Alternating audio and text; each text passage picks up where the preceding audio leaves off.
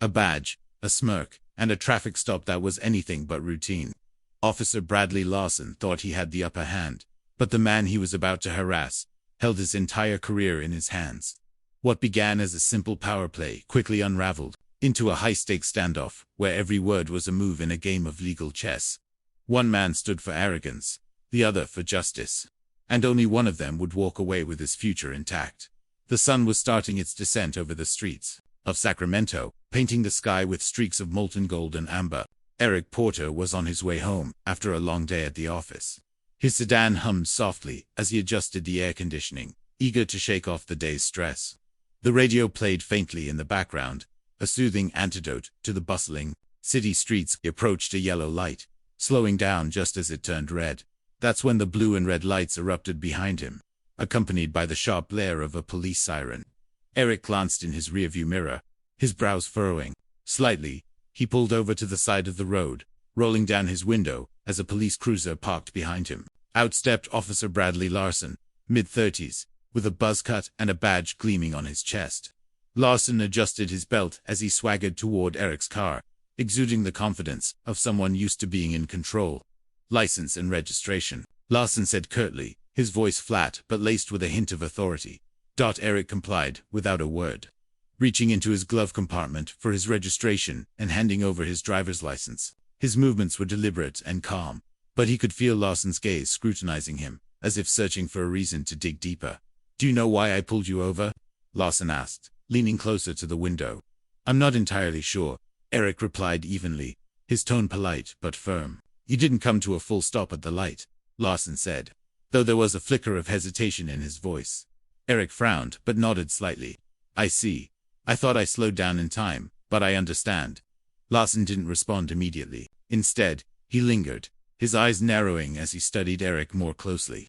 It wasn't just a routine stop anymore, at least not for Lawson. His posture shifted subtly but noticeably, as if he had already decided this was more than a minor infraction. The officer glanced at the license in his hand. "You're not from around here, are you?" he asked. Eric hesitated for a fraction of a second before replying. "I moved here a few months ago. My address is on the license." But Lawson wasn't really listening. His questions were starting to take on an edge, just enough to suggest that he wasn't concerned about a traffic violation anymore. Eric's calm demeanor seemed to unnerve him, and he leaned in closer. "Where were you headed in such a hurry?" "Just going home," Eric replied. His tone remained steady, but the subtle shift in the air was impossible to ignore. Lawson didn't just see Eric as a driver anymore. He saw something else, something that warranted suspicion. Eric could sense the tension building, but he didn't flinch. Little did Officer Lawson know, the calm exterior wasn't naivety, was control. This was just the beginning. Lawson took a step back, folding Eric's documents with an exaggerated slowness before tucking them into his chest pocket. He straightened up, his expression shifting into something faintly smug, as though he'd already made up his mind about the man sitting in front of him. "Step out of the car for me," Lawson ordered. Eric's grip on the steering wheel tightened briefly, but his face betrayed no reaction. "Is there a specific reason for that, officer?" he asked, his tone measured. Lawson's lips twitched, but he masked it quickly. "I asked you to step out of the car. You don't want to make this harder than it has to be." The threat hung in the air, unspoken yet unmistakable. Eric exhaled slowly and opened the door. As he stepped out, Lawson's eyes flicked over him, sizing him up. Eric stood a little taller than the officer, his shoulders broad, but his demeanor unthreatening. His tailored suit suggested professionalism. His polished shoes hinted at someone meticulous and careful, yet none of that seemed to matter. Lawson gestured toward the front of the car. "Hands where I can see them." Eric complied, his movements calm and deliberate. "Is there something specific you're looking for?" Officer Lawson smirked faintly. "Just routine. We've had some incidents around here. You can never be too careful." Eric turned his head slightly, locking eyes with Lawson. "Incidents involving men in business suits driving sedans. Or does this have more to do with something else?" The question landed like a punch, and for a moment, Lawson's composure faltered. He straightened up, his hand drifting toward his belt, more reflex than necessity. "Watch your tone," he said, his voice hardening.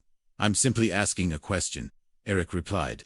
There was no defiance in his voice, just a quiet firmness that seemed to unsettle the officer. Lawson leaned closer, his eyes narrowing. "You seem awfully Familiar with how this works. You've got something to hide. Eric let the silence stretch for a beat before answering. No, officer. I just believe in being clear about the reasons for an interaction like this. Transparency, you know. Larson scoffed but didn't reply. He stepped back, pacing a small circle in front of the car. The dynamic was shifting in ways he couldn't quite grasp. Eric wasn't reacting the way most people would. There was no fear, no stammering, no nervous fidgeting. Instead, there was control, poise, and an unsettling calm that put Larson on edge. You seem pretty confident, Larson muttered, almost to himself, like you think you know what's going to happen next. Eric didn't rise to the bait. Instead, he tilted his head slightly. Confidence isn't the issue here, officer. Respect is. Larson froze for half a second before turning back to face him.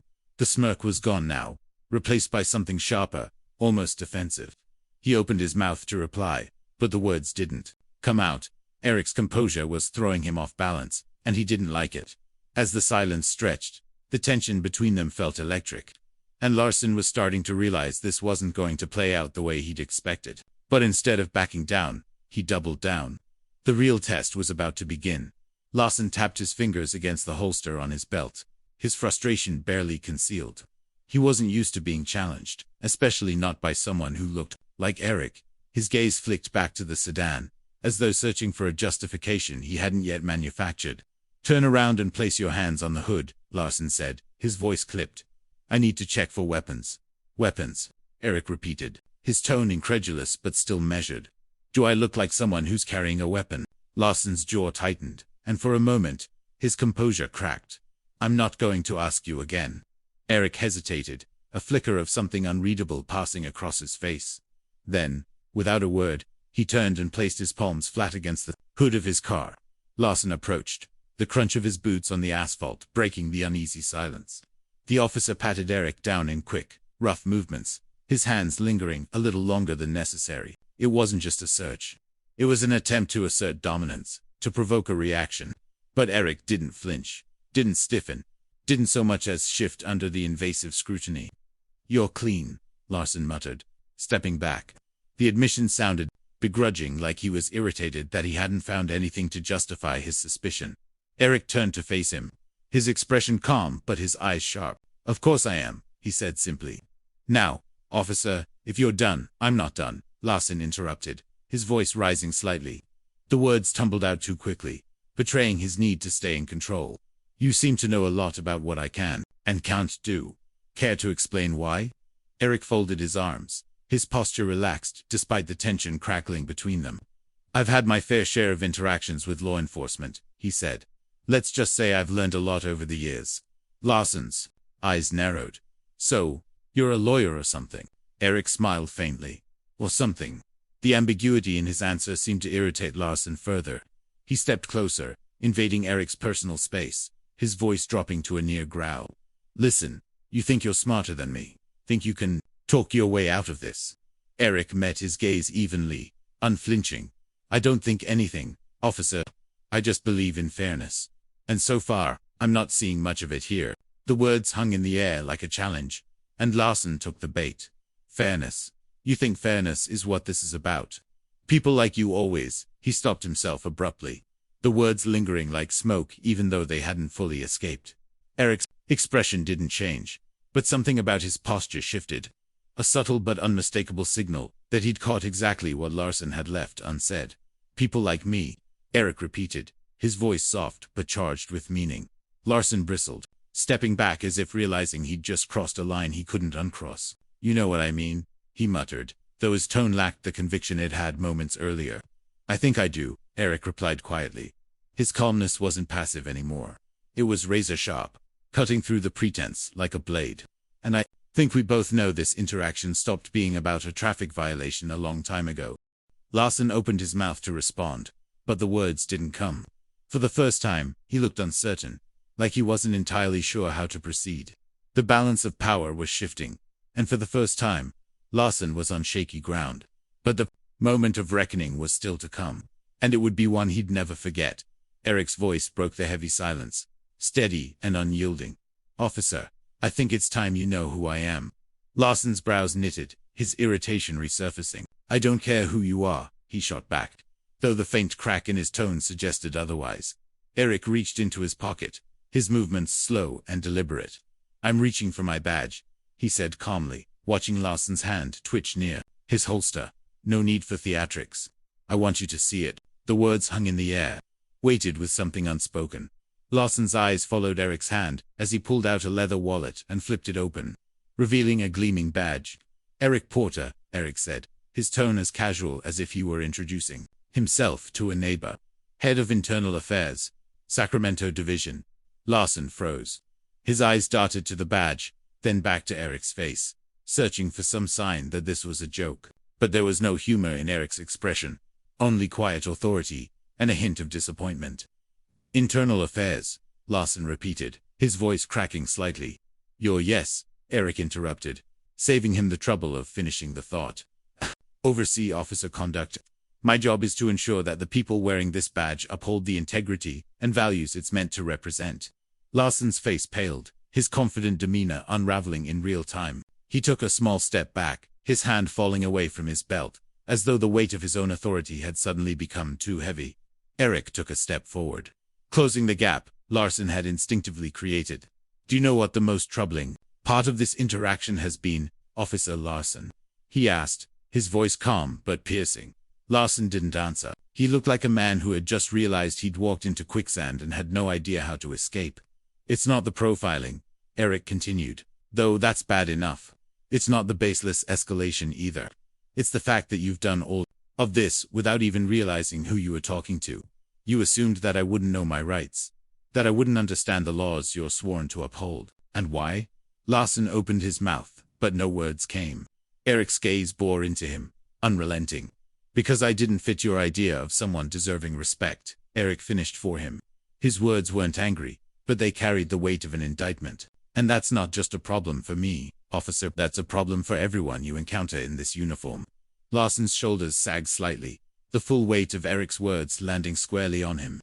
He glanced down at the badge in Eric's hand, again, as if it might somehow disappear if he didn't look too closely. Eric stepped back, giving Larsen a moment to breathe, but his voice didn't lose its edge. "Here's what's going to happen," he said. "You're going to take a step back, return my documents, and think very carefully about what you say next." Larsen's lips parted, but he hesitated, clearly debating whether to push back or comply. "The hesitation cost him then," Eric added, his voice lowering slightly. "You're going to hear from me again. Not as a driver you stopped on the side of the road, but as the man tasked with deciding whether you're fit to wear that badge." Larsen swallowed hard, his face reddening as the weight of the moment sank in. He reached into his chest pocket and pulled out Eric's license and registration, his hands trembling slightly as he handed them over. Eric took them without a word, tucking them into his wallet. He stepped toward the driver's side door of his car, pausing with one hand on the handle. He looked over his shoulder, meeting Larsen's gaze one last time. "Remember this, Officer Larsen," Eric said. "The badge doesn't make you better than anyone. It makes you accountable to everyone."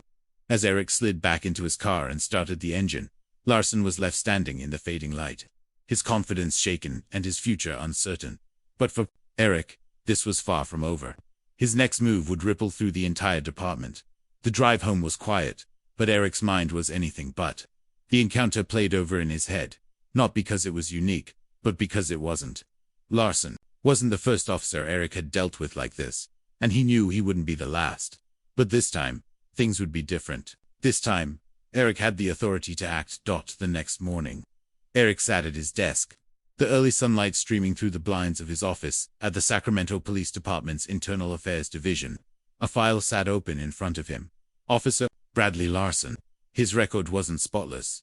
Minor complaints of unprofessional conduct, excessive stops, and vague misunderstandings that had never been properly addressed.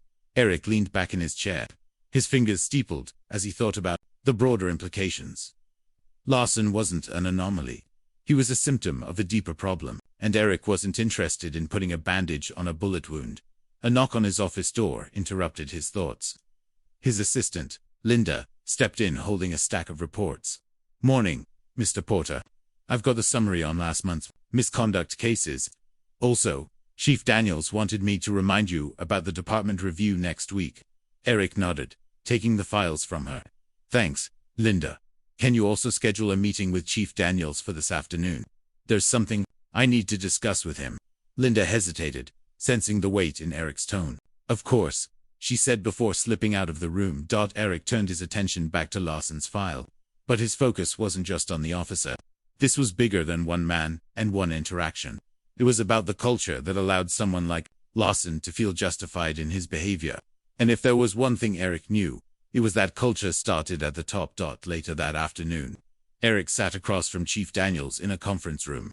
Daniels, a seasoned veteran with salt and pepper hair and a no-nonsense demeanor, leaned back in his chair, listening intently as Eric recounted the traffic stop. I could have written it off as just another bad interaction, Eric said, his voice steady but resolute. But that would have been a mistake. Larsen's behavior isn't an isolated incident. It's a reflection of how much work we still have to do. Daniels rubbed his temples, exhaling slowly. This isn't the first time Larsen's name has come up, he admitted, but we've always handled it internally, quietly. And that's the problem, Eric replied. Quiet doesn't fix anything. Quiet lets it keep happening. It's time to be loud. Daniels looked at him, the weight of the conversation etched into his face. What are you proposing? A department-wide review, Eric said, without hesitation. Not just of individual officers, but of our training, our protocols, our accountability systems. We can't keep sweeping this under the rug. If we don't hold ourselves to a higher standard, how can we expect the community to trust us? Daniels leaned forward, his hands clasped on the table. You're going to ruffle some feathers with this. Good, Eric said simply. It's about time someone did. The following weeks were a whirlwind of meetings, interviews, and reports. Eric worked tirelessly, compiling data, speaking with officers, and holding public forums to hear directly from the community. The Larsen incident became a catalyst for change, a turning point that forced the department to confront its flaws head-on. Larsen, for his part, faced an internal hearing. Eric made no secret of his involvement, sitting across from Larsen during the proceedings and watching as the officer squirmed under the scrutiny. The hearing resulted in a suspension, but Eric knew the real victory wasn't in punishing Larsen. It was in preventing the next Larsen. Months later, Eric stood at the podium of a community event, addressing a room full of officers, city officials, and local residents. He spoke not of blame, but of responsibility, of the shared duty to create a system that worked for everyone. His words weren't just a call for accountability. They were a promise of change. Justice isn't just about catching the bad guys, Eric said, his voice resonating through the hall. It's about making sure the people sworn to protect and serve do so with integrity, fairness, and respect for everyone they encounter. The badge I believe in. And that's the badge we're building here, together. The applause was thunderous, but Eric didn't linger on it. For him, this wasn't the end of the story. It was the beginning of a better one. As Eric stepped down from the podium, he glanced at the faces in the crowd, some skeptical, some hopeful, but all listening. He knew change wouldn't come overnight, but it would come. And for now, that was enough. If this story resonated with you, share it with someone who needs to hear it. Let's start the conversations that matter, the ones that lead to change. Subscribe to our channel for more stories like this. Stories that challenge us, inspire us, and remind us of what we're capable of when we stand for what's right.